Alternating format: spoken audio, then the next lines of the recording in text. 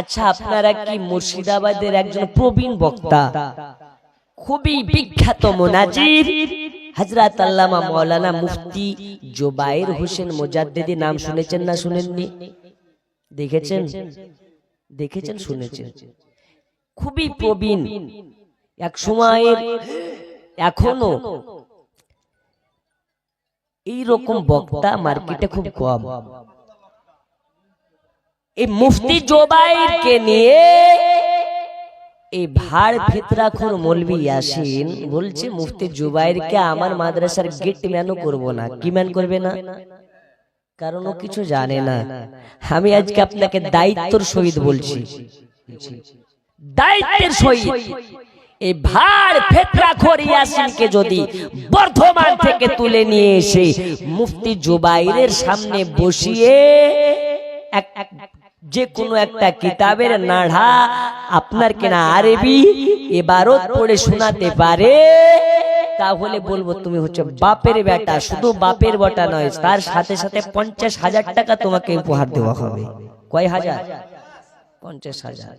এই ভাড় ফিতরাখোর ও বলছে আমার মাদ্রাসার গেটম্যান হওয়ার যোগ্য ব্যক্তি নয়। আচ্ছা বাবা, যে যেমন তার ভাবনা চিন্তা তেমন উচ্চে ফিতরাখোর, ফিতরা আদায় করে বেড়ায়। তো ফিতরাখোরের ভাবনা ফিতরা ফিতরা।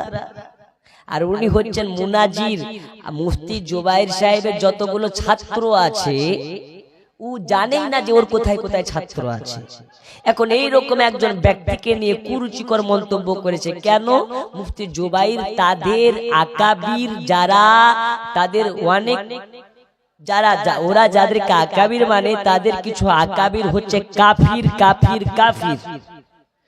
তো বলছে কাফিরকে কাফির বলা যাবে না। আচ্ছা, এখন যদি আমি আপনাদের গ্রামে আসার পরে একজনকে মদখোর, মদ খায়, ওকে যদি আমি বলি তুমি নমাজি, এটা মানবেন নাকি আপনারা? একটু জোরে বলুন, মানবেন? ও যখন মদ ছেড়ে দিয়ে আবার নামাজ পড়া ধরবে তখন মদখোরটা বাদ হয়ে যাবে, নামাজি হয়ে যাবে।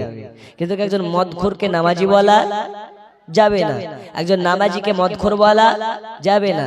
তো যখন সে কাফির থাকবে তখন সে কাফির থাকবে, যখন সে কলমা পড়ে ঈমান নিয়ে আসবে তখন সে ঈমানদার হবে।